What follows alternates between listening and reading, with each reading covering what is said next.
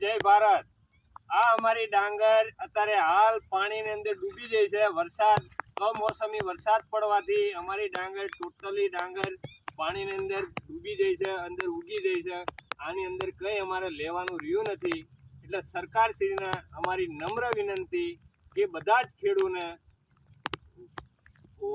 પાક વીમો અથવા ધિરાણ આ બધું માફ કરી અને અમને થોડી સહાય કરે એવી સરકારશ્રીને અમારી નમ્ર વિનંતી છે। જય હિન્દ, જય ભારત। હાલો, ગામ બેગવા, તાલુકો ધોળકા, જિલ્લો અમદાવાદ।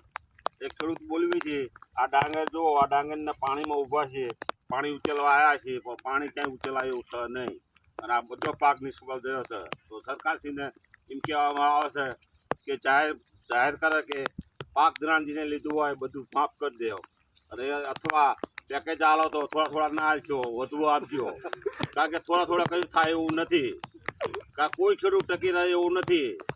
5, 10, 25, 30 હજાર આલો છે તો કોઈ ખેડૂત ટકી રહે એમ નથી। જાહેર પેકેજ કરે તો લાખ ઉપરનું જાહેર પેકેજ જાહેર કરે।